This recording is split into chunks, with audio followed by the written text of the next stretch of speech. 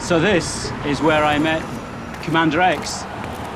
He was sitting here, cowboy hat out, and he was reading. He had a thick sci-fi novel, and I just recently had published my first novel, so it seemed appropriate that I dropped $2 in there. And he looked up and he had this interesting face, craggy, and a definite story. So the gut reaction of the novelist is to engage and find out more. But little did I know that I was about to fall into the quicksand of hackers, of anonymous, and the beautiful randomness of life.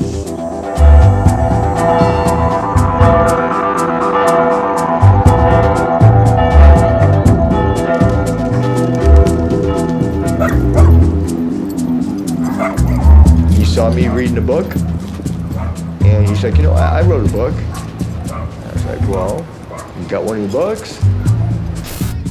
I came and brought him a book, and he read it. I wanted fucking stories. Reality had become a bit too much right then, and it was fucking great. It's a great book. I didn't have an idea for 6 weeks who this guy was. He was just a friend on the street. But then he told me that he was a cyber warlord, one of the generals in Anonymous. Online hackers who identified as being part of Anonymous and other groups have carried out dozens of high-profile online operations. And that he was on the run from the FBI and had been for 6 years. Because I felt that the prosecution was political against myself, I chose to flee into exile, and I'm in Canada now.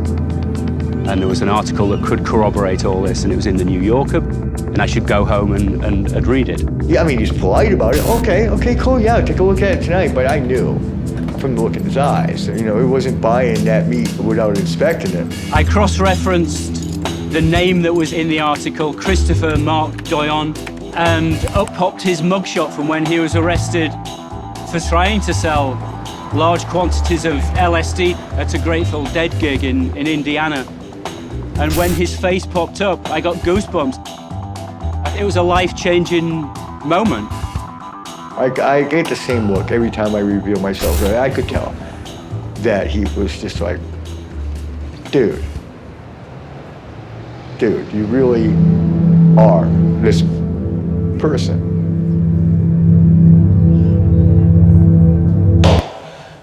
So let's bring us to today. Today? Today! Well, today they're making a fucking movie about my life. I've been called cyber terrorist, but I have to laugh right now at the fucking very idea. What is an information terrorist? Please, I mean, can somebody help me with that? How can I terrorize people with the truth? Commander X had a knack for being at the beginning of these movements, being right there. We're information activists just trying to make our world a bit freer and a little better. He is smart, he is articulate, and his words have power that most people's do not.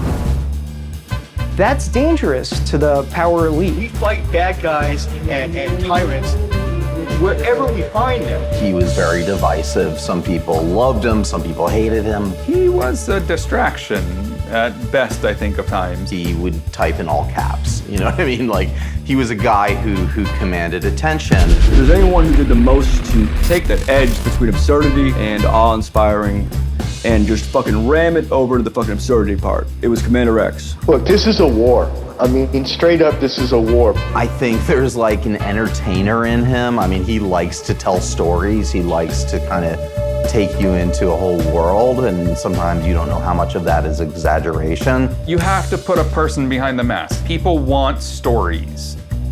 So Commander X did make a good story.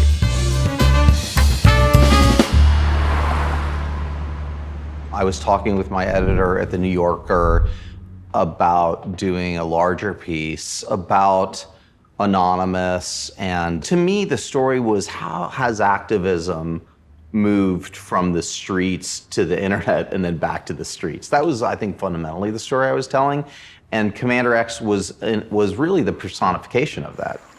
It was a profile of a contemporary American activist.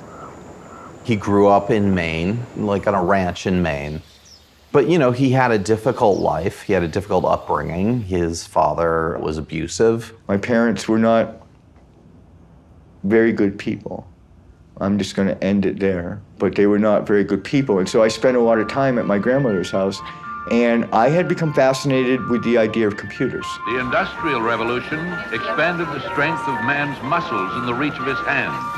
The Information Revolution is magnifying the power of his brain, changing forever the way Americans work, play, travel, and even think. I was always quite fascinated with the computer in Star Trek. The thing fucking talked. So I convinced this guy who worked for my dad, he was a pharmacist assistant, to bring me to the local university and show me a real fucking computer. So he brought me down to the university, sat me down, and of course I immediately sit there and I was like, hello, computer. Because the only knowledge I have of computers is Star Trek, and it's supposed to talk, right? And he's like, no, it doesn't work like that. And there was a program. It was a very basic chat program. As a friggin' 13-year-old kid, you're sitting there to shoot shit, kind of start talking back to you. You're like, fuck me, you know, that's incredible, you know. Then I went to my grandmother and I said, I need $100. There was no way to buy a computer back then. It was a kit that you bought, and then they sent it to you, and you had to literally solder the fucking thing together and then plug it into a television and a cassette recorder, and the cassette recorder acted as the hard drive. And I said, Grandma, just sit down, please, I want to talk to you. I am convinced, Grandma, that these things called computers are going to change the world. And she's like, well, what does it do? I was like, you can use it as a calculator, you can balance your checkbook with it, you can play video games.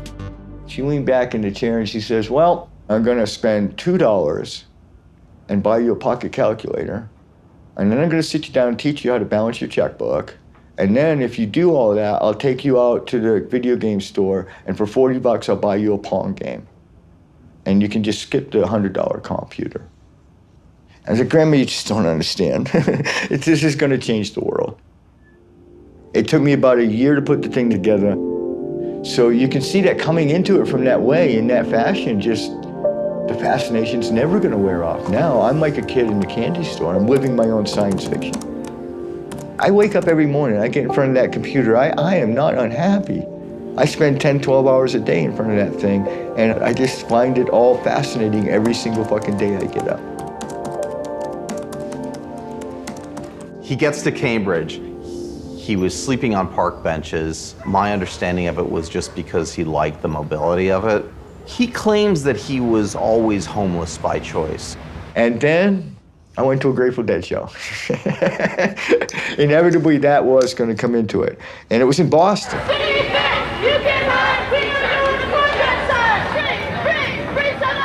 And I ran across an anti-apartheid protest.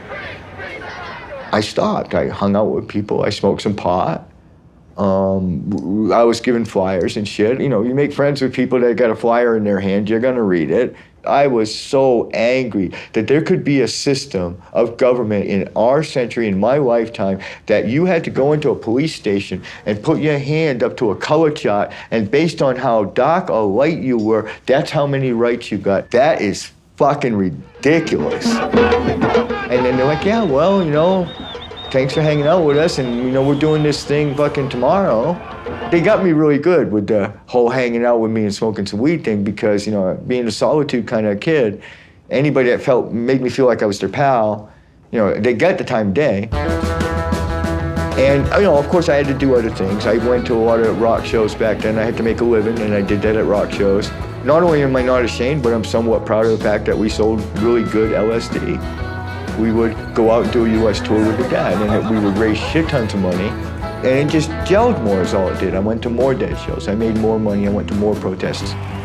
Some dude with fucking cakey ass dreads, literally down to his knees, would sidle up to me and give me maybe a little piece of paper folded up like this in the passing crowd.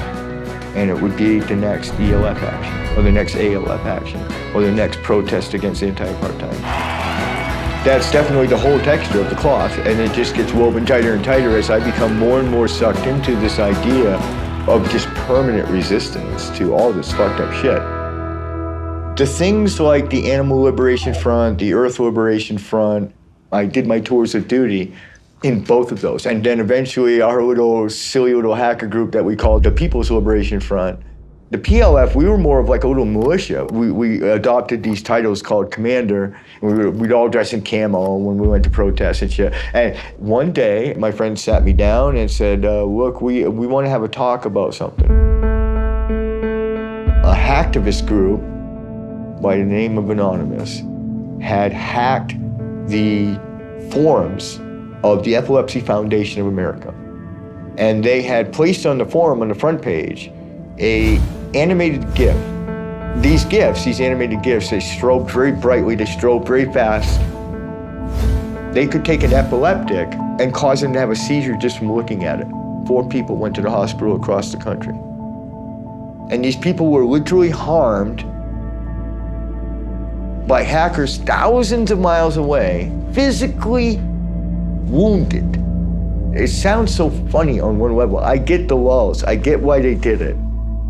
They're still fucking dickheads. If you're out there today watching this movie, you're a piece of shit. He was a deadhead. Here's a guy who would like anti-apartheid protesters. He got busted supposedly for selling 300 hits of acid at dead shows. I mean, this is what he's coming out of. So this idea that these punks were trying to hurt people was upsetting. So he didn't have a great opinion of this anonymous, whatever it was. We can't let that fucking pass. These people need to either be brought to justice or at the very least fucking monitored to see what else they're gonna fucking do. So I was tasked with literally infiltrating Anonymous. I was to go in the IRCs, spend as much time as I could, make as much contacts, not to get these people busted. This was not some sort of law enforcement thing. I just want to know what these fucking people are up to, you know? So that's how I get into Anonymous.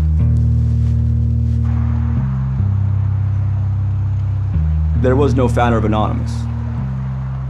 From late 2007 on, there was some degree of soft power that, in one way or another, managed to corral this phenomenon, and did so in ways that were effective, that allowed it to become a decisive force, sometimes in the history of nations. There was no reason to expect that that would last. Without a charter, without a structure, there was no reason to expect this would go on for too long. It is frankly shocking in retrospect that it worked for as long as it did.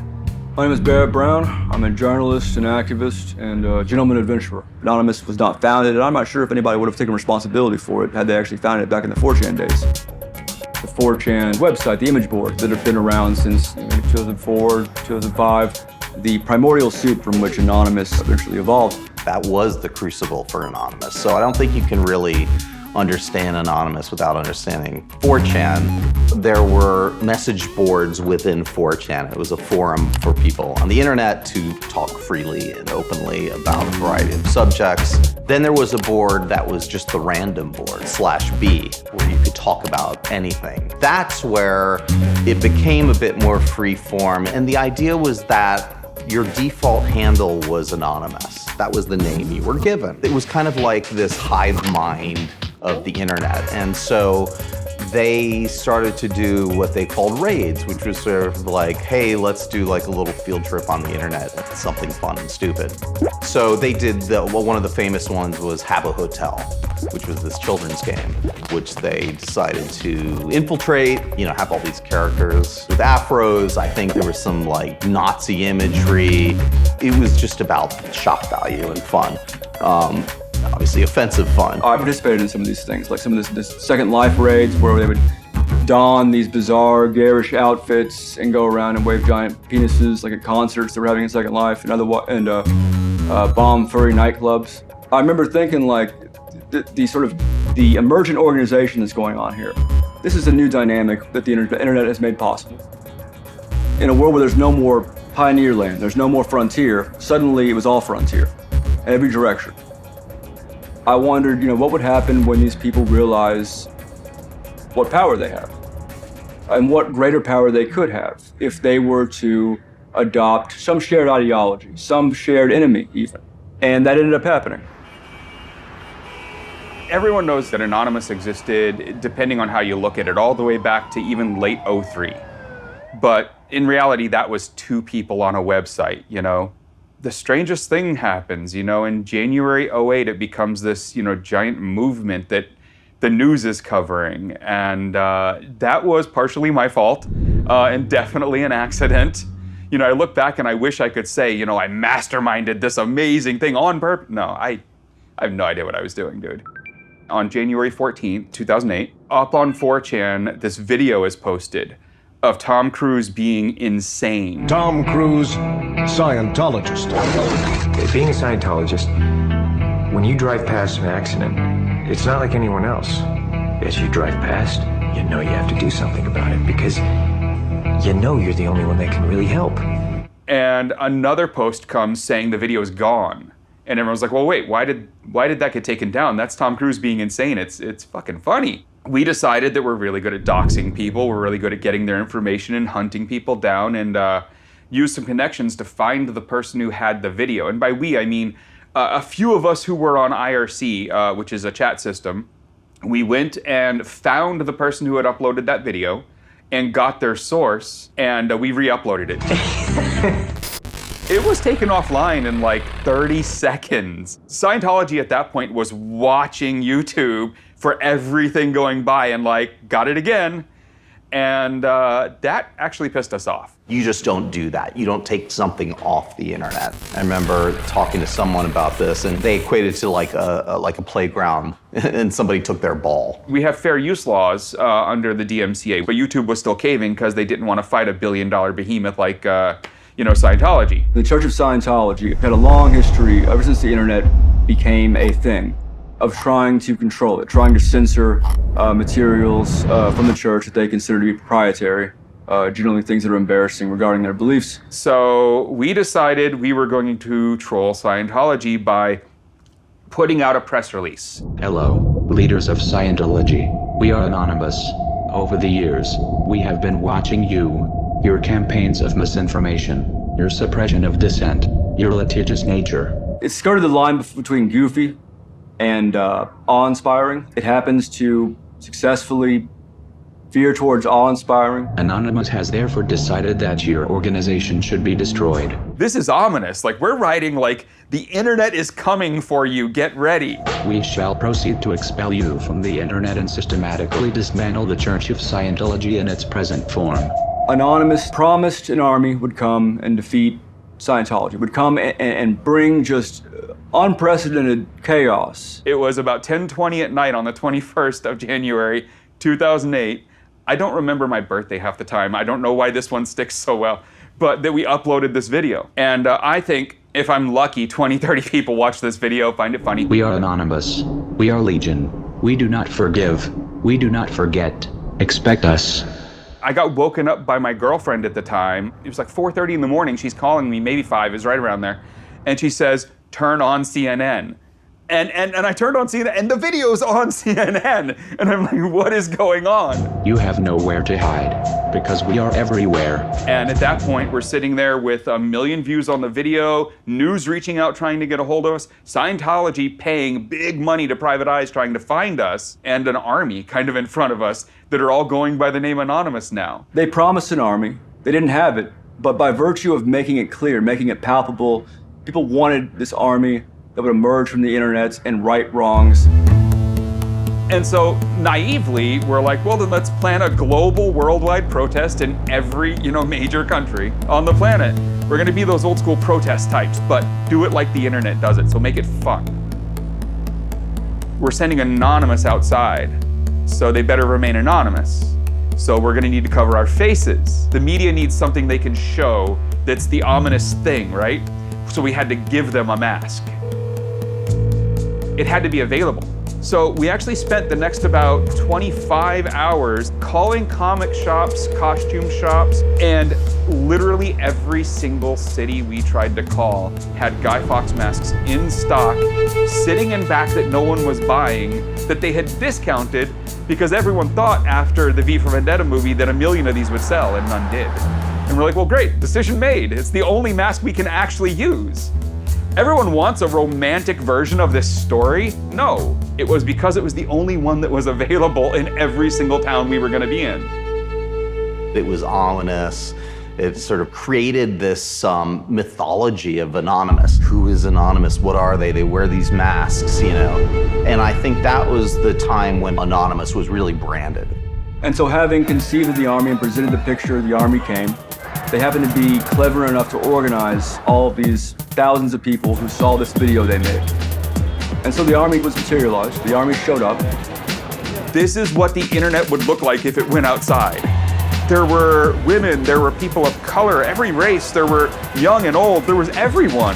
And we just weren't expecting that. We were really expecting the young hackerish 4chaner guys to all show up and that to be our little group of 20 that stood on the corner for an hour. And instead, all these other people showed up and it was great. And that's how Anonymous first became a decisive force. You have a thing now. What do we do with this? It had only been built for fighting Scientology. In reality, its whole goal was actually just to screw with them for a week. You know, again, this being so off the cuff and so completely accidental, every step of it, we didn't expect this to keep going. The Scientology protests at that time was funny as hell. And that's what eventually sold me on them. They really were turned out to be people that were authentic. So I'm hanging out with these people, and like I said, the vast majority of them, I have to admit, were good people. At that point in the story, there's just one of those cathartic moments that's about to happen for really everybody. And that was the release of the Collateral Murder video.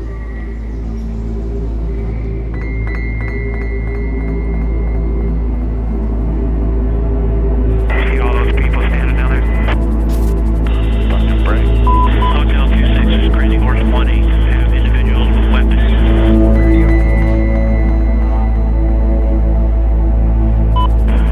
Anybody has element? How about an RPG? Alright, we got a guy with an RPG. Coming to fire. Light them all up. Come on, fire. They're right in. Within weeks of the release of that was an immediate thunderstorm of persecution fired off at WikiLeaks. WikiLeaks picked a fight with the U.S. Now the U.S. is fighting back in more ways than one. American lawmakers want to see founder Julian Assange. They want to see him tried under the Espionage Act. And the WikiLeaks website has its own trouble. This is a new news here. PayPal has announced it has suspended WikiLeaks' account, costing it a vital source of funding. MasterCard, Visa, and PayPal agreed to a behind-the-scenes U.S. embargo against WikiLeaks, whereby they all simultaneously, more or less, said, oh, we're not going to process donations to WikiLeaks anymore. Immediately, there is this fucking visceral rage because websites like the KKK or the Westboro Baptist Church have PayPal donation links on their fucking sites. But then, what? A publishing company like WikiLeaks just trying to get enough money to pay for their servers? And no? Are you kidding me? And so Anonymous just leapt that day, the day the donation portals came down. Anonymous said, we're coming for you. Supporters of the website WikiLeaks launching a sweeping cyber war this week. That's right. It's being called Operation Payback or also Operation Avenge Assange. And it's basically a loose affiliation of hackers that call themselves anonymous. This time they're turning attention to what they consider to be the enemies of WikiLeaks. Visa, MasterCards are the big hits they've had so far. This man calls himself Commander X and says he's part of Anonymous. The power of Anonymous is that we have the ability to affect change on the internet. Their method of choice, a denial of service attack, where hackers overwhelm websites with a huge volume of requests for information, crashing the site, says Commander X, for a cause. That process is the equivalent of a virtual sit-in. I can best sum up my philosophy with the quote that I'm so famous for and is, I admit, very fucking funny. You only need two things in this world to be a world-class hacker: a computer and a cool pair of sunglasses. And the computer's optional. You have a site online, all of a sudden we snap our fingers and that site is gone. Anybody can do it. You don't have to be a hacker to take down a website. You know, you can download a program and figure it out in an afternoon. These are all various DDoS weapons. This would be the equivalent of a rifle. And so now our target has been loaded, and as we say in Anonymous, poo, poo, poo. And hopefully hundreds, if maybe thousands of people would download this same software and all of us fire. So it's really about multiplication. This is a weapon that's designed to be used by an army And we just kept going. It was an incredible time because that entire 10 days, you don't even sleep. You have, in essence, Julian Assange, who has become a cyber messiah, and hundreds of followers who are waking up zombie computers, their soldiers, and attacking companies like Visa, MasterCard. And this is the first time you really begin to hear during those 10 days, the FBI rhetoric was just over the top. You know, these are cyber terrorists. We're gonna shut them down. And of course, we're all like, yeah, fuck you. Yeah, so what? It's protest, motherfuckers, get used to it. In the midst of that, I've been living in Santa Cruz, and I had a cabin up in the mountains, but I used to stay, and when I was in Santa Cruz, I didn't pay for a hotel. There's places to sleep outdoors. Santa Cruz doesn't just have homeless people. You have like you're mentally ill and you're addicted, who hover around Santa Cruz because there's a lot of drugs there. It's a surf town. But the vast majority of people that they label homeless people are actually just bohemes. They're just people traveling up and down the coast. It's a travel corridor for backpacking, camper living culture that exists in California.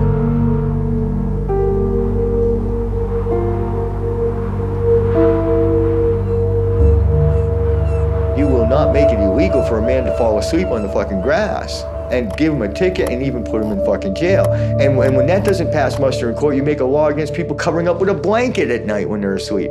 Literally, they got a blanket law in Santa Cruz. I'm not even shitting you. These homeless people had a protest camp going called Peace Camp. We were sleeping on the courthouse steps. We're sleeping in protest. We're sleeping literally with a sign next to us that said, I am protesting the sleep law. That's why I'm sleeping here. There's people sleeping all over this fucking courthouse. What's going on here? It's Peace Camp 2010. So the camp has grown from an overnight sleep-in to a 24-hour hangout. We're stars, man. Peace Camp 2010. They can't get enough of us. We are the media darlings. I'm at Vanessa at the Santa Cruz County Courthouse, where homeless activists have been protesting city ordinances for more than a month. We have a squad of sheriffs on hand. The Santa Cruz Police Department despised all of us, professional protesters. Just notifying you're sleeping here illegally. You will have county property as soon as possible, okay?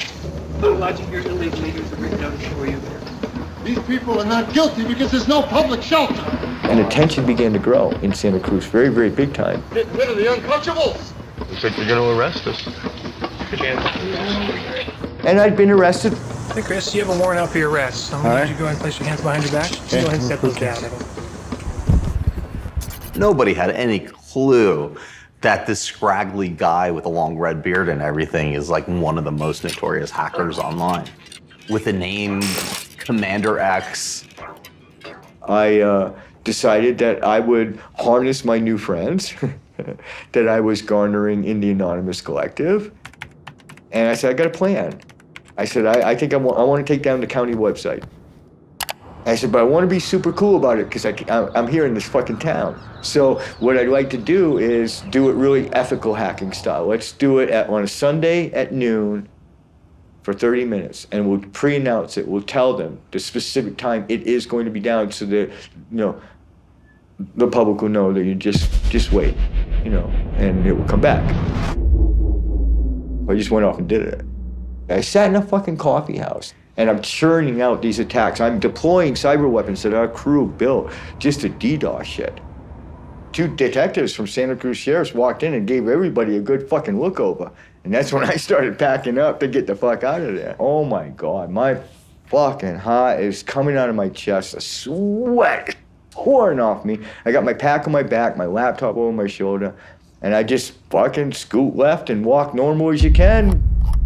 But anyway, I make my way to the library, put out the press release from the library, and then the next morning I get up and the headline is on the Santa Cruz paper. I mean, in big black letters, Santa Cruz cyber attack.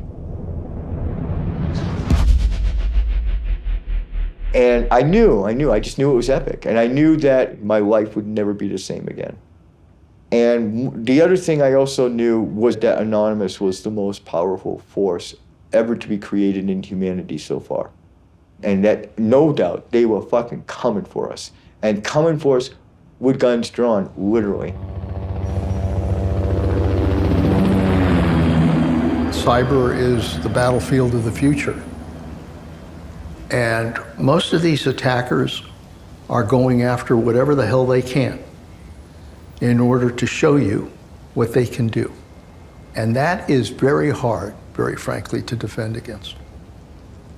I'm Leon Panetta, former director of the CIA, former Secretary of Defense, and now chairman of the Panetta Institute for Public Policy.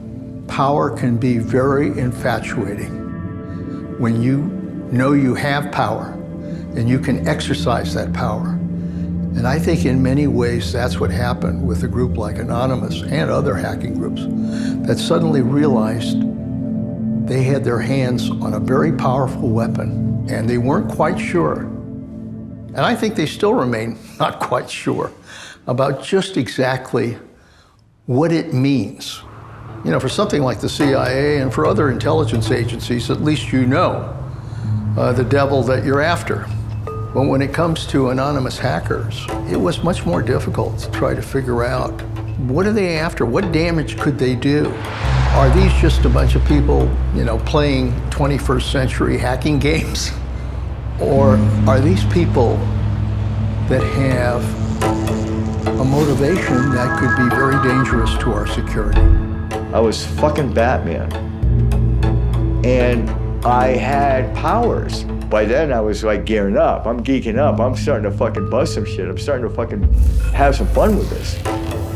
Because I was working very hard by that point. I was putting in 10, 12, 15-hour days to this movement of Anonymous. I was participating to the fullest extent that I could do and not die. Commander X is who he is, and you know, we all know, we've all seen his version of reality, but he didn't come into my orbit until people started talking to me about the fact that X said he talked to you on IRC, and I'm like, who?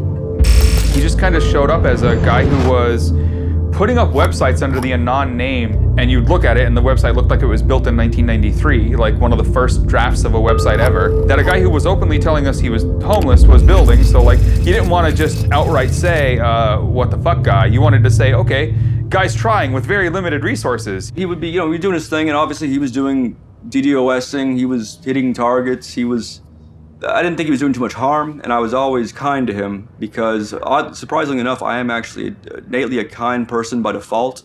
That I just said like nice things, sometimes like it's sarcastic, like, go forth, continue, Commander. As I understand his story, he was the kind of hippie protester who showed up and, you know, was holding signs anti-war and all that, you know, and that was none of us. To speak the honest truth, like I'm the 19-year-old driving a car who sees a puddle and a bunch of people at a bus stop and hits the puddle as fast as he can. That's me at 19. I'm not the good guy. So from the very beginning, there was definitely a clash of just personalities because he came at it from a completely different way. We sort of were thrust into being activists very accidentally, and that was just who he thought he was. I did not have all access at that point to Anonymous. I was, you know, definitely very strong and very powerful person and had to respect even of people like Barrett Brown and Greg Hausch and stuff like that. And I remember clearly going to Barrett Brown and asking him, what do you think we should do next? I think he responded with just one word, keep an eye on the Middle East. Commander X and I did not sit there and plan the advent of Op Tunisia and the Tunisian Revolution. The Tunisian Revolution began when a fruit vendor in Tunis, the capital, set himself on fire in protest of the local corrupt police having taken away his assets for failure to pay a bribe. That is what sparked the initial conflagration. That's what started the street uprisings, the rage. It provided an enzyme, or sorry, a catalyst, rather. I'm not good at chemistry or much else. It provided a catalyst, a center of attention for those in the country who were aware of it to rally around. Tunisia is one of those interesting ones where they invited us in. We didn't even come and talk to them. They came and talked to us, you know? At first, we all didn't think we could help. I mean, honestly, strange enough, Commander X was the first one on that channel saying, no, we can absolutely do this. And we all thought he was fucking insane. I mean, like, who the hell are we? This is a dictator of an African nation. Some Tunisian hackers came to us in Anonymous, and in fact, they were more or less handed off to me because nobody knew quite what to do with them. But they claimed to have some rather extraordinary access, but needed some assistance. It's a small country with a small infrastructure, and we have the usernames and passwords to everything. You name it. The water supply, like the radio stations, the servers that the president's email is on. You don't have to hack anything. We just have the passwords. Here you go. So we were able to prove that these people were receiving just enormous bribes, living like gods, while Tunisia drowned in poverty. And so now these people are really just fucking furious. Is this right? Who are the people who are planning on going to the streets? Are they our people? You know, are we helping some extremists who are gonna make it worse? So we did a lot of work with these guys, and we did, honestly, like days of research into who the president was, Ben Ali, who he was, you know, the dictator, you know. Turns out the people who were going to the streets were really the people, and they needed to overthrow this dictator. To the extent there is right and wrong, and that one can point to a large group of people and say that one is mostly right, that one is mostly wrong, there was never any question that we were right, and that if this was to escalate further, it would be a terrible thing for living involved, but I would personally be enthusiastic about that.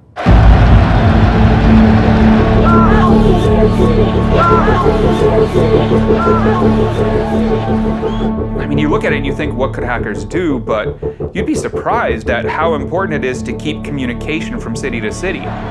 We built this list of all the technologies they would block, and we kind of estimated what order they would try and block them in. Like, easiest, they're gonna just get Twitter and Facebook turned off in the country, right? So we put proxies up and fed them to all the people in the major cities as soon as these start working, access them this way.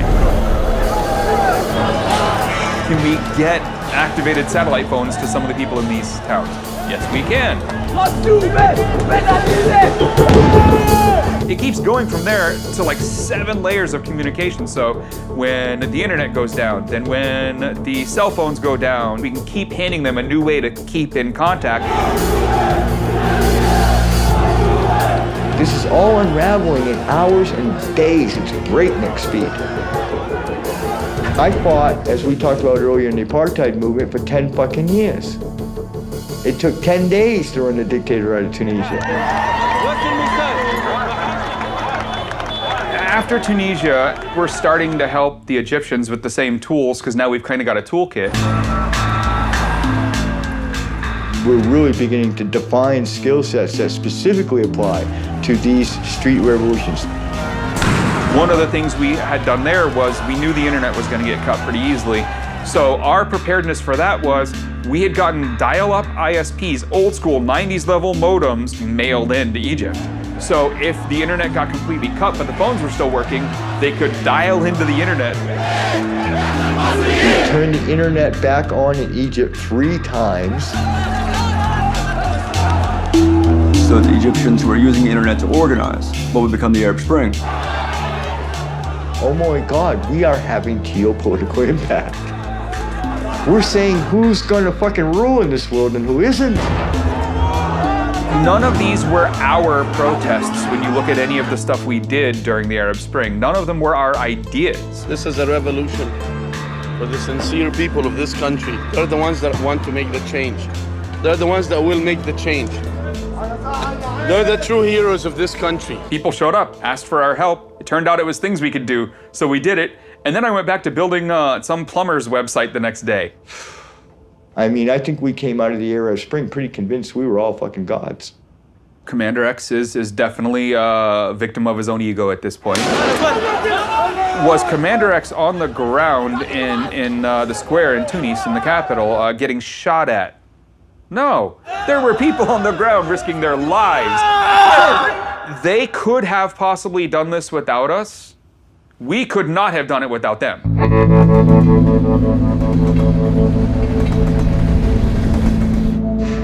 By the time the Tunisian Revolution was over, by the time Egypt had started, the FBI raided 40 US households on a single day in late January 2011 over these DDoS attacks that slowed down MasterCard's corporate website.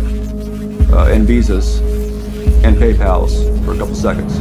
Armed raids with families being held at gunpoint in some cases. They were gunning for us. This is like fucking war. Dozens of FBI agents targeted alleged members of the loose-knit hacking group. Armed with search warrants, agents hit 6 homes in New York, along with locations across the country, seizing hard drives and computer accessories. It's all at the same moment, literally the same fucking moment. That's how they do this shit. So that we can't get on like IRC and say, hey dudes, they're coming, fucking wipe your drives and run. And so that's what they did, except there's only got 39 of them. Because one was Batman. The reaction that they had was so knee-jerk to our attacks on PayPal, MasterCard, and Visa. Visa.com went offline for a few minutes.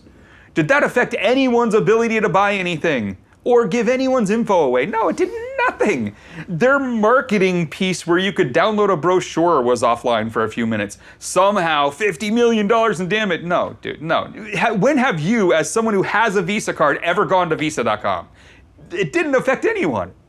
And it was down for 5 minutes, but they tried to get people, you know, to go to prison for it. MasterCard's website was offline for a couple hours, but again, that was their fault. Their shit was really badly built. But again, very clearly, nobody uses those sites to do their transactions. Those sites are advertising. You know, what does it take to get a case indicted these days? A couple mil in Bitcoin and extortions and things like that. Whereas, you know, what did it take a case to get indicted in 2010? The low orbit ion cannon. By nature, it's a joke. Like the thing says pew pew on it. It's by nature, it's a joke. And, you know, a joke will get you prison in 2010. My name's Jay Lederman. I'm a criminal defense attorney. I do a lot of underdog work. I do a lot of stuff that people won't touch because they're worried it's at too high or too clandestine a level that men in, you know, black Escalades are gonna pull up and what have you, and that shit doesn't happen. That's come on. Don't tell them that though, because then I miss out on all my fun. I sent out a series of tweets that I would represent some righteous hacktivist busted in my hood. Meaning California. So in our general mailbox, the next day there was a message from them. It said, I'm Commander X, and you know, I am the Commander X, not just Commander X, I am the Commander X. And he thought they were looking for him for the potential Santa Cruz DDoS. They consider that unauthorized access. And he thought that things were going down very quickly. Or going to be going down very quickly for him. I was in Mountain View, California. And I had known that they had pretty much tracked me to Mountain View. I was seeing the Crown Vics around. I saw the FBI agents in the library when I was surfing on the internet. They would have had me surrounded by at least a dozen agents at all times. They must have really, really feared me at that point to deploy a dozen agents rather than just walk up and fucking arrest me. I'm going back and forth with X. You know, we had the meeting spot arranged. At that point, I'm still using like some sort of commercial-based email. I'm still new. And he was using some encrypted form of email. For some reason, he said to me, the last email he said to me was like, Jay, I'll see you at 10 o'clock at the such and such coffee house. And I said to him, why on earth did you say that? He had told me the name of the place weeks before. I had it written down. I knew where I was going. There's a guy in Bermuda shorts and that stupid Hawaiian shirt that they always make FBI agents wear thinking that that's somehow fucking stealthy, and he's staring right fucking at me as I'm walking down the street. So I'm like, okay, so it's a game, right? So I'll play the game. I go to the coffee house. Another FBI agent comes in, sits down, takes my fucking picture with his cell phone. I was like, okay, let's see if you know about the secret fucking passageway out of this fucking coffee house, because I did. Down the fucking stairs I went, out the fucking back door. Nadia, the fucking fib from hell, she was screaming because she fucking saw me bolting down this alley and couldn't get out of traffic in time to come after me. Ended up coming up the fucking sidewalk with pedestrians literally weeping out of this woman's way as she drives up the fucking sidewalk. And I was just sat down in a bus stop. I lit a cigarette. And an FBI agent who I've come to call a cybercrime guy got out of the van, calmed Nadia the fib down, made her put her gun away, and just calmly sat there with me and waited while I finished my cigarette. He asked me my name, and I said, dude, if you don't know who you're about to arrest, you're not doing the job right. Right then, Jay Lederman drove by. I was looking for parking, and I got a call from my office that Christopher Doyon was on the phone. Yeah, I called back the number, and it was an FBI agent. And they were like, yeah, hold on, he wants to talk to you. They got him an hour before I got there at the place we had arranged to meet.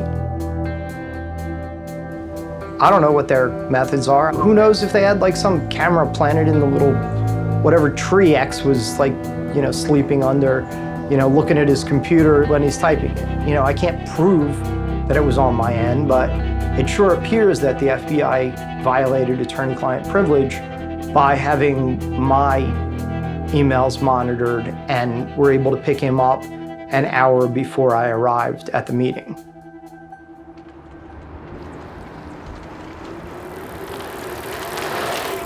At that point, I went through a couple of days of court hearings to determine exactly what the fuck they were gonna do with me. They were alleging $6,200 in damages. They did what they could to make sure it was over $5,000 because that's what they were told by the United States Attorney's Office. How do I know that, even though I don't know that? Because that's what every United States Attorney's Office tells everyone about it. They say, listen, you got to get this over $5,000 or this is a misdemeanor. This is just some guy in a library like clicking enter on his computer. Come on, man. It's like, what's this worth? And that's what ultimately happened with PayPal. It was, you know, be good for 18 months and we'll dismiss all of these. Of course, he could have gotten 15 years. So I was released on bail. It's a mistake, tactically on their part. You had me and you let me go. And so of course I went back to the fucking war. I'd like to state for the public record that this press conference is being held against the advice of my legal counsel. X is good at giving attorneys ulcers. Me, I'm ulcer proof. I work fine. This document alleges that I am the notorious hacker activist known to the world as Commander X. I am Commander X. Well, I don't know. You try to tell him to shut up. See how that works. The indictment further alleges that I am in association with the global internet freedom movement known as Anonymous. And I say yes, I am immensely proud, humbled to the core, to be a part of the idea called Anonymous. He does have the right to remain silent. He chooses not to exercise it. You know, I am a homeless guy. And I'm scary smart. And despite the best efforts of the city, the county, and now the federal governments, I will not be silenced. The FBI is now in possession of 3 of my computers, 2 fucking cell phones, and God knows how many fucking external drives. They've taken all my electronics. They've forbidden me from using electronics. Well, how am I going to handle this? I can't go back to hacking, but I want to keep fighting and keep fucking with them. And it dawned on me what I was going to do. I'm going to say goodbye, and I'm not coming back. And I began my run to the Canadian border. As far as I knew, I think he was like sort of the first fugitive out of this whole movement.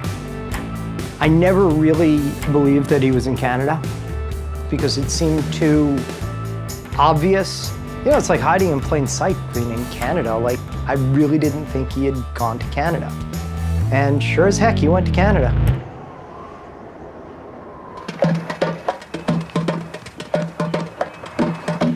If you want to call me a terrorist, I've got no problem with that.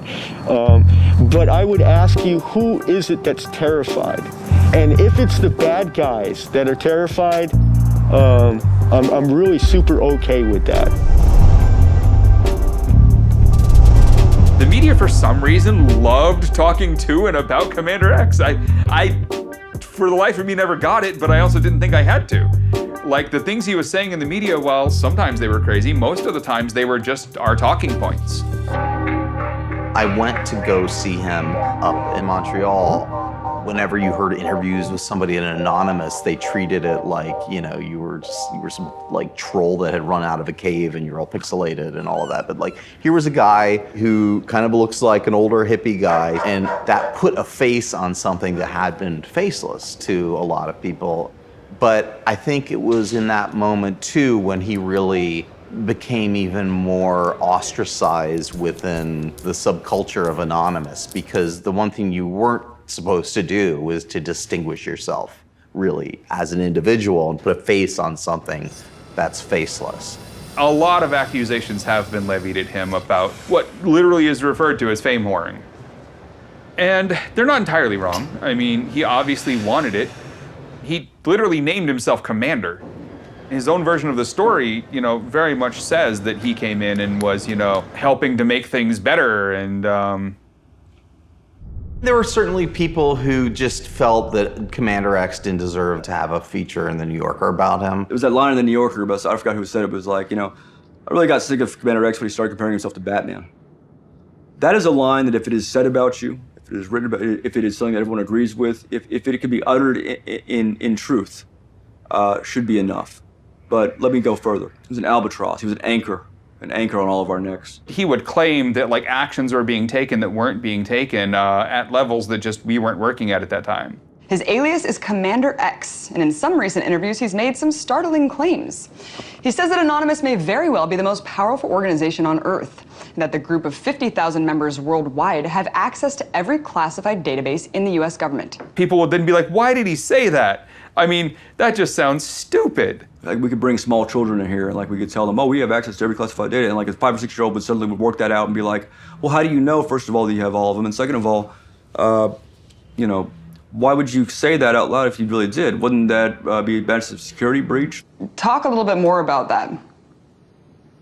Well, I have nothing more to say. What do you want to know? It was getting to people because he was also making the message look bad. Like, he says this that's obviously insane, then another Anon says something that's obviously true, but they're all insane. Several weeks ago, I began research and experimentation on the development of a software program and kit that, when downloaded and installed, would allow the user to conduct true time travel, essentially turning their home computer into a time machine. This is literally a fucking email he wrote in 2009. I was taking a break from reading up on the theory behind sonic time travel, and I was sitting under a tree. Sitting under a tree, that's obnoxious. I was wondering idly if I would ever crack the theory of time travel. How could you even wonder that? At that moment, myself from approximately 25 years in the future came strolling down High Street. The me from the future, less than 10 feet away, turned and actually smirked at me. I guess my time travel software kit works. That's Commander X. That guy was among those people who, when I was not able to formulate the message in the background or the foreground with the press, it was him. And it was increasingly him. And then when I went to prison, it was very much him.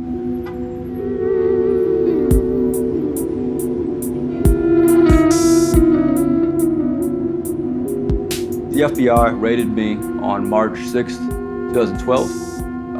Raided my apartments first, found I wasn't there, which was by design. Then raided my mom's house and took my electronics, computers, phones, files, just like they had taken files and papers from my place. And then 6 months later, after I had learned, I'd been told by the prosecutor that they were going to be charging my mom as well, which is a very common practice among the FBI, charging someone's female loved ones to get them to cooperate, and knowing myself that I would never cooperate with the FBI. I made several videos laying all this out. Hi, I'm Bear Brown again. This is part 3 of a 3-part series on why I'm angry with the FBI. Sorry, I've got a case of the giggles. My mom has not been involved in any of this at all. Did not know about the tip I received the previous day. Didn't know I was over there. I come over there a lot. Didn't know why I brought, the laptops over. didn't notice, didn't pay attention. I also threatened to shoot anybody or more FBI agents came to my house.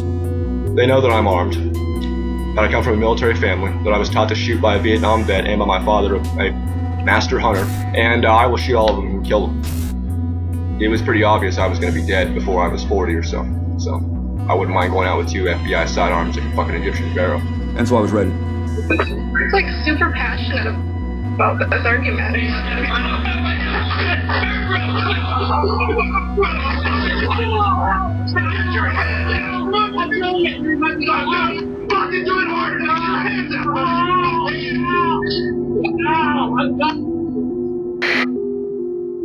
Oh, is Bear getting fucking raided by the FBI? Holy shit! A few months later, I was charged, this time with 11 counts of aggravated identity theft. The charges in this case, to justify it, involved me copying and pasting a link from an anonymous IRC chat room. Then a month later after that, after those charges, I was charged once more for obstruction of justice, just like my mom was, for hiding laptops in her kitchen cabinet. So, long story short, I went to prison.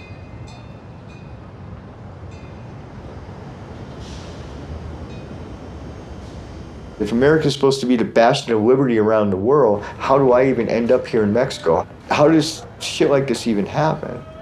The Computer Fraud and Abuse Act is one of the worst punished statutes out there, in that the amount of time you can get in relation to the harm caused is astounding. Yeah, okay, I'm a criminal. What I face now is 12 years in prison.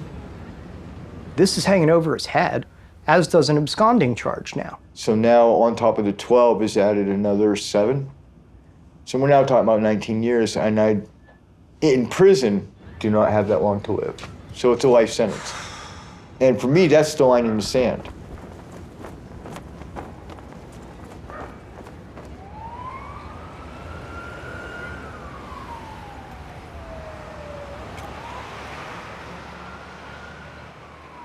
I actually first went to Toronto because of the world premiere of a documentary called We Are Legion. Introduce yourself.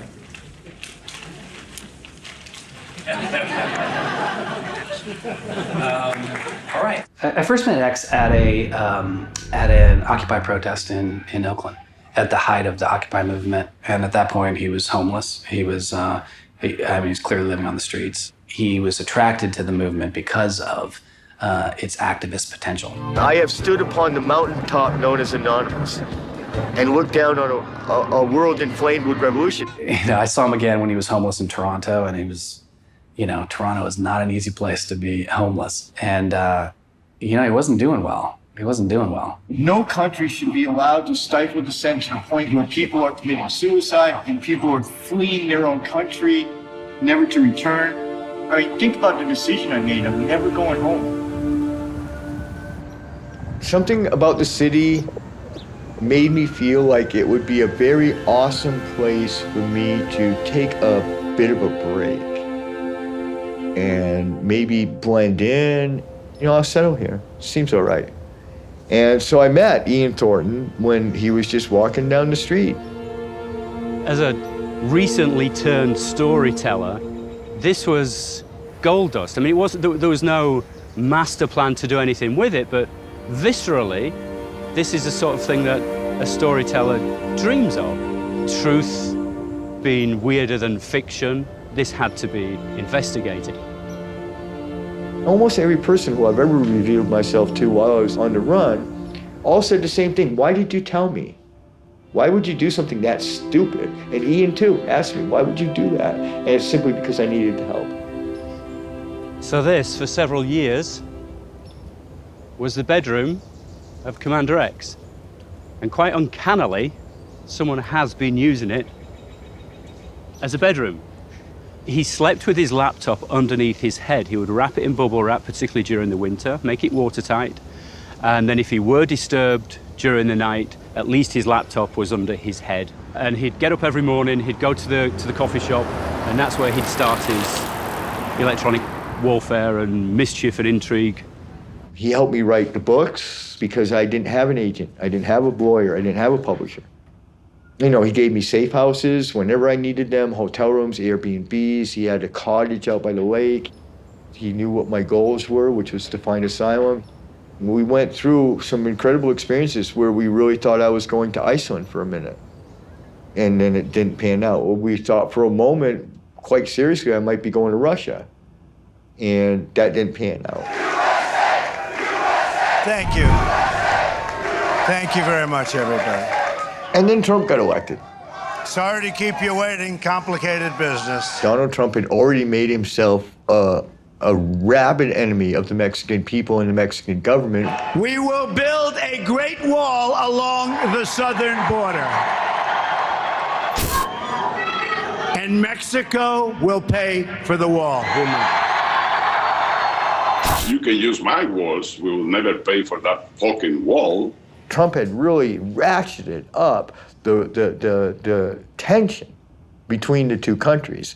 And when you're looking for asylum, this is what you're looking for. It's a political hack. You're essentially looking to pit two nation states against each other for the sole purpose of creating a tiny bubble of freedom for yourself. So Mexico is looking really in play here. The big problem, of course, is geography, right?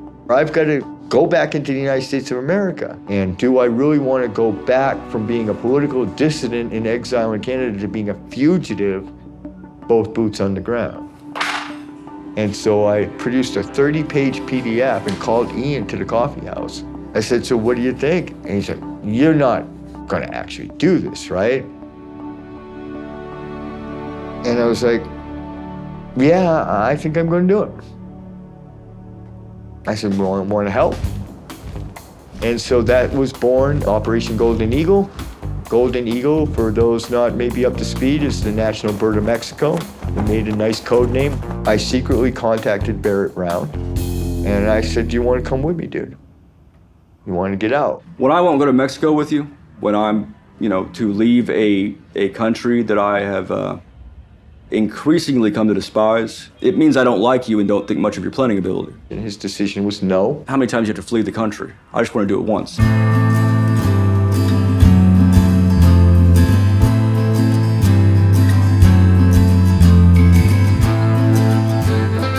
Anonymous Operation Golden Eagle is by far the weirdest human endeavor, probably in human history so far. It was the most elaborate, thoughtful, anonymous operation that I have ever been a part of. 100 kilometers to Altoona begins now. This is southeastern Manitoba, Canada. We knew it was hunting season in Manitoba. We knew if I was going to go through the woods in Manitoba, I might get shot at. And I did. One has to fucking wonder how a hacker from Cambridge ends up in a place like this. And out of Altoona, I will break back into my own country. And guess what? This is our first camp in the United States of America. Because that, folks, that's North Dakota. I'm now, by my own choice, a full-on fugitive. Wanted dead or alive. How do you like them apples? I'm actually taking a cab right out of Pembina, straight to Grand Forks. From Grand Forks, I'm catching a Greyhound all the way to El Paso. All the way to what we call in this operation the exit node, which is El Paso. El Paso is the city that I'll stage my exit out of America. If something's going to go wrong, it's going to go wrong on these 15 kilometers, where some cop jacked me up way the fuck out here because I can't explain what the fuck I'm doing out here. Bullet casings. People are out here shooting.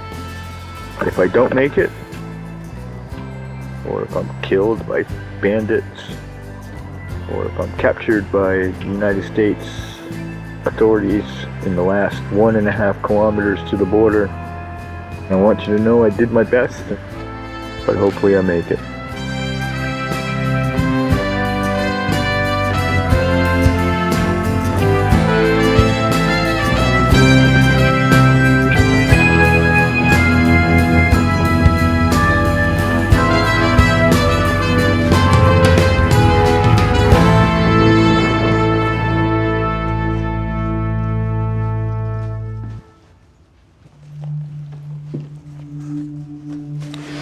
I have no idea. I have very little idea what's in here. I had this laptop when he switched for a newer one, a more lightweight one for his trip. He wanted to be far more streamlined, and this was the stuff that he left. Oh, geez, look at this. This is World War I stuff.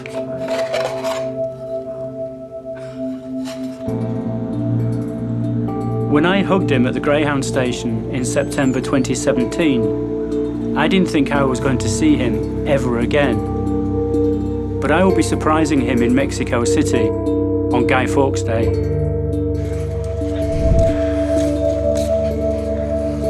People in the Anonymous Collective have learned to watch my Twitter very carefully, and so I began to tease, hey guys, watch me on November 5th. Because I didn't want to just announce I'm going to be at the monument ahead of time. I'm going to do something really cool, guys, keep an eye out. I have hundreds and hundreds of journalists who follow my Twitter account just for that reason. Well, we're on our way to the Million Mask March in Mexico City, just to remind the people in power that we're still here, we're still Legion, we're still everywhere, and we never forgive, we never forget. No beef! No beef! Since 2013, actually, we've been doing Million Mask Marches. It galvanizes everyone who thinks they associate with Anonymous all on one day. Oh, streets! Sort of celebrate how much we've grown over the last year, meet other Anons. And if that's kind of cathartic, that's a pretty big thing for an Anon, because we don't get to meet each other very often. There's a lot going on here in Latin America. There's a lot of tension. There are people in the streets of Chile, Ecuador, Bolivia, Venezuela. They are marching against their government, and all of those protests in Latin America have at least the potential of overthrowing their government. So if the culture is generally speaking in a revolutionary mood, that's a really big sign that today could be good and even bigger than normal. I would not be at all even marginally surprised to see 2000 could be even bigger.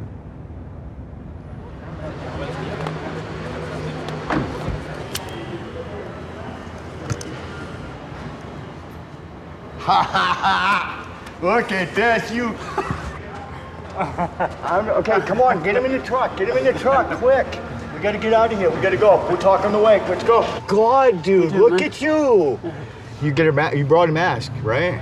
They took them off me at the airport. They are illegal to bring them in? I don't know, but I had 4 of them. They took them from me.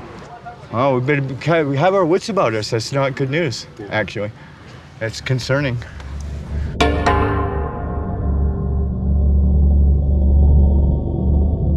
Dude, how do I keep ending up at all these icons of revolution? Like, I literally live like a block away with a rooftop view of the fort where the entire Mexican Revolution began. It's like a fucking shrine. And now, completely with no input of my own, here I am at the Monument de Revolution. I mean, come on, dude.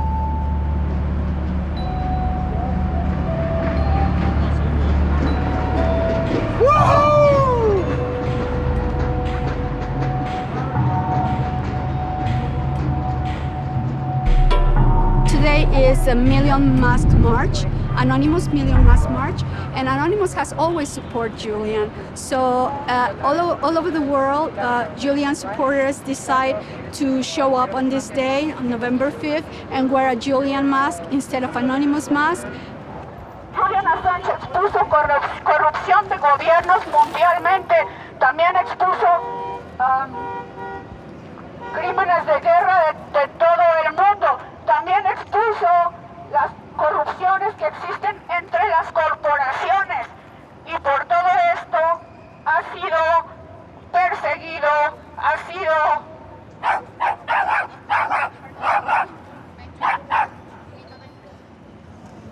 respeto y admiración a Julian y no prisión. Respeto y admiración a Julian y no prisión. Okay, I gotta talk to my people. All right, guys, this is Commander X live Like the Million Mask March. You know, we're few right now, that's true, maybe by other standards of other Million Mask Marches, but that can change in a heartbeat. If you are somewhere in Mexico City right now and you happen to be listening to this stream, then, you know, get your shit down here. We're not going anywhere. And if you can't, then just get busy and start tweeting streams, other people's streams as well as my own. Make it go everywhere. Make everything go everywhere about Million Mask March. Let's really make ourselves known this year.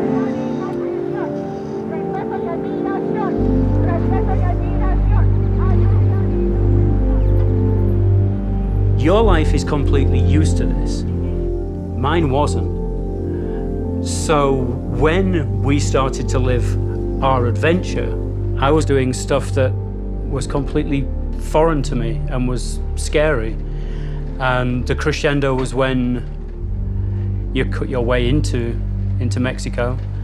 You know, I started out with a great idea, and then it was sort of like flying at 100 miles an hour off a cliff in Juarez.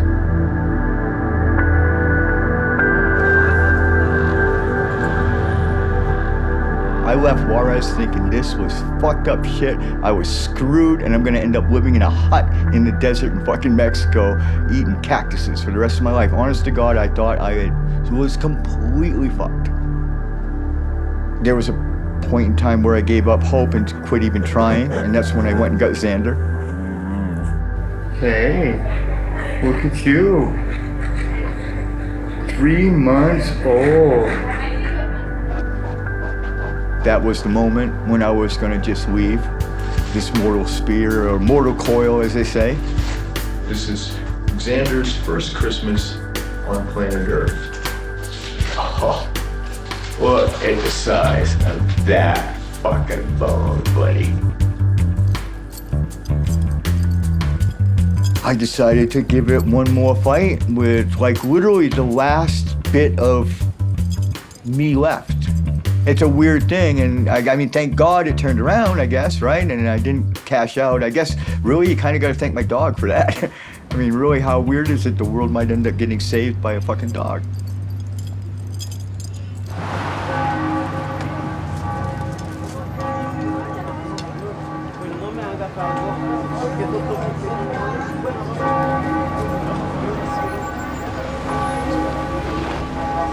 I'm here in Guanajuato now, you know, having spent a couple of years, almost exactly, here in Mexico. You know, I've moved around a lot, I've met people, I've generally tried to build a network of friends to help me. They're the same, right? Same size? Same. Is this grande or this? I like the color too, I take that one. Yeah, yeah. And thus comes into play people like Vic. Well, I was just walking in the streets, and then I saw this American guy who was standing, all lost.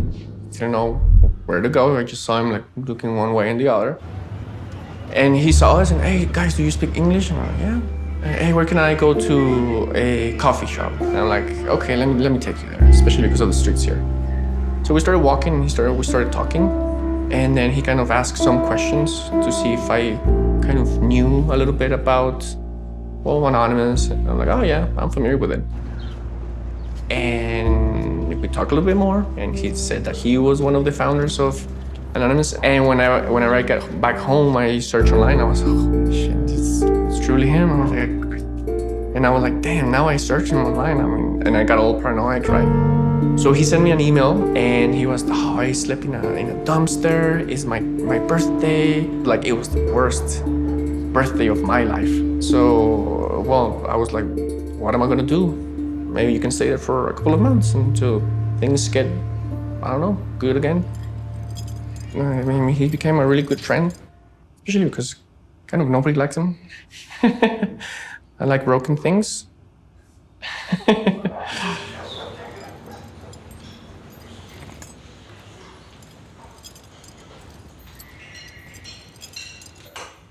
Es como parte de nuestras vidas, entonces nos ocupamos de él, nos ocupamos como de lo que necesita. Cuando se acerca contigo, te tiene una hora platicando con él y contándote sus historias y creo que necesita a veces alguien como que lo escuche y que se ocupe de él, entonces me gusta hacer como esa parte. Make sure they don't get fucked up. I'm broke and I needed to sell some books to make grocery money. There it is. Yes. Alrighty. A herd of fucking stampeding turtles. We're off. Most of my friends were not actually aware of any of this. I was just the eccentric American who lives in Guanajuato. Nobody knew anything about me, and so I felt that it was incumbent upon me to let them know that, hey, actually, I got the secret. And I mean, I tried to put myself in their shoes for a moment and think, wow, what if I found out that Vic was like friggin' Batman? You know, that's the kind of level of revelation this is. You know, you got a really serious secret life here that nobody knew about. Creo que estuvo bien lo que hizo en algún momento, creo que fue algo importante y significativo para él y para otras personas, pero creo que ahora él tiene como que hacer otro tipo de cosas, ¿no? Ocuparse de él mismo, de su perro, de su vida, cosas que a lo mejor no tuvo tiempo de hacer después y ahorita podría, porque necesita. My goal is to confront the Mexican government, surrender to their authority, and make my case for asylum, because in this country, I have the right to do so. As an underground, as a dissident, I've lived amongst you. And I've had a very normal life. I mean, I've been so fucking happy here. And that normalcy is just a taste of what I hope that I can have if the government of Mexico will do the right thing. They will let me stay here in this country, in your country. And if fate will allow me to remain in this city, that's what I want to do for the rest of my life. Is Commander X on the run for a good reason? I honestly do not know if Commander X is on the run for any good reason. I don't know that he represents a serious threat to law enforcement now. I mean, if you were to take the top 1,000 or 2,000 biggest threats to our cybersecurity in the United States, my guess is Commander X isn't anywhere near that list. I've done several cases up in San Francisco, and the person who was, prosecuting his case initially is the head of the unit now. And it's been a couple years, but I mean, the last time I talked to him, he's like, say hey to Mr. Doyon, we'll see him at some point and we'll get ourselves reacquainted. I would have no doubt that he would be a prize trophy on some U.S. attorney's wall. There is so much that is inexcusable that what happens to all of us, starting with that incident with the 40 U.S. raids by the FBI. 40 homes raided by armed FBI agents over a incident that slowed down a corporate website for a few seconds. There are a lot of people, especially a lot of media, who have said that those arrests really led to an end of Anonymous and very much a slowdown of hacktivism. But what it more did was drive it a little more underground here in the US and cause people to realize that they needed to actually, be anonymous a little better. I would remind any cognizant human being who considers himself a citizen of a democracy driven by informed consent, when someone like me is targeted or someone else, a whistleblower, is targeted, we are not the ultimate target. The public is the ultimate target. It wasn't to fuck with me. It was to prevent you from being able to act as a citizenry, which no one in this community, the intelligence community, the DOJ, FBI, no one considers you and your informed consent to be a proper thing. If you don't understand that that's a subject matter here, you are not a citizen. You're part of the problem. I've heard all the arguments, and I understand this is about freedom of information, et cetera. But the reality is that we're also dealing with something that could be very dangerous. For example, when the Russians, used cyber to come after our election systems in 2016, did they cross a line? because that was a bold attack. We don't know the answer to that. And at some point, I think we need to have that dialogue about what are some of the rules of the game here when it comes to cyber. Because if we just sit back and say to hell with it, we should let everybody do their own thing, at some point we're going to pay a hell of a price. Hopefully you guys can see the stream okay. I'll turn it back around for me. Thank you for tuning in this morning. Hopefully, like I said, everything will turn out okay. I have my legal paperwork with me.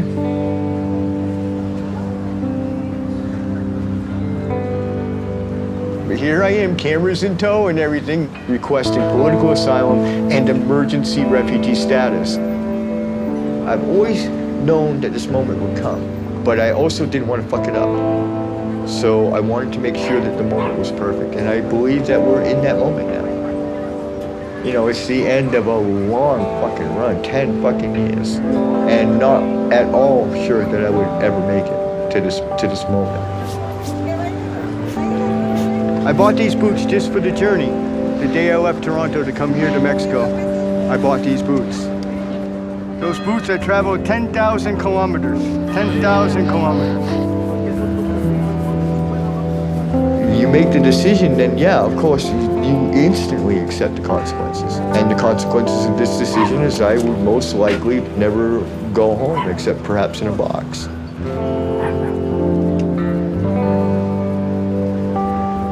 My goal originally was to keep fighting and not get caught. I'm still fighting and I'm not caught. And I'm this close to victory. And this time in a very permanent, final way. You're not fucking gonna drag me back in chains. End of conversation. I'm gonna get fucking asylum. ¿Qué trámite va a ser? Va a ser, what trámite are you gonna do? What is the purpose of your visit?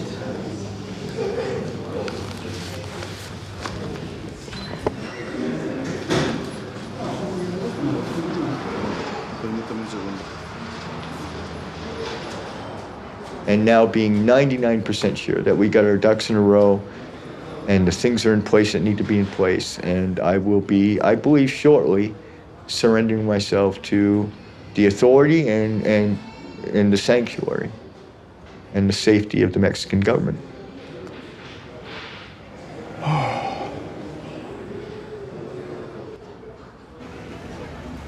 I'm happy to report that today the government of Mexico did the right thing. Officials of the INM have accepted my petition material for political asylum and have granted me emergency refugee status. I am the first information activist in history to receive political asylum in a foreign country for protest actions taken under the flag of Anonymous. One of the reasons that I stuck with this process to the bitter end, despite my not really having to, was my fervent hope that I will not be the last. You know, the way he talks about it, it's almost like you're talking with a Vietnam veteran who's talking about his brothers in arms. I mean, he really feels it and gets emotional. The reality is, too, is that Anonymous and X, all these people, like, they've left a trail online. If you dig hard enough, you can find it. And Commander X will be remembered as one of these iconic figures, divisive figures, whether you believe him or not.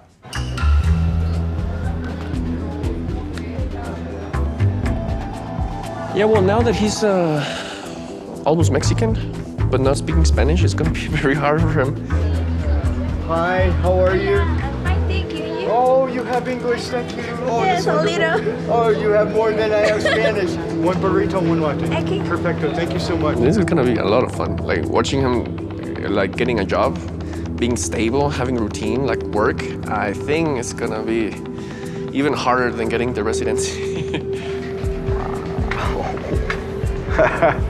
Yeah, look at this. Holy crap. I'm always sort of concerned for him and about him, but I sense there are better days ahead for him.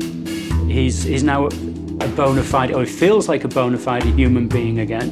He has a piece of paper from a government with his picture on it. And even for an anarchist and a maverick and a rebel such as he, That seems to make him feel somewhat whole again. As for him and his activism there, who knows? Vamos a saludar a mi amigo Pancho Villa. Que le vaya muy bonito. Hasta luego. I don't know, like his personality is kind of like a big fuck the system, a big I don't want to be part of this. So he's gonna find a way. He's always gonna find a way like to push the boundaries of the system, and I think that's cool. One last shot of this beautiful square here. It's a beautiful church.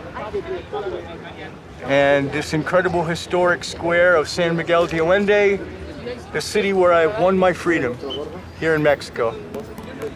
Thank you guys. I'm gonna tune out now. Thank you guys for watching, and I'll see you all later tonight on Anonymous Fights Back. Look for that on Twitter. I'll be on. Expect me.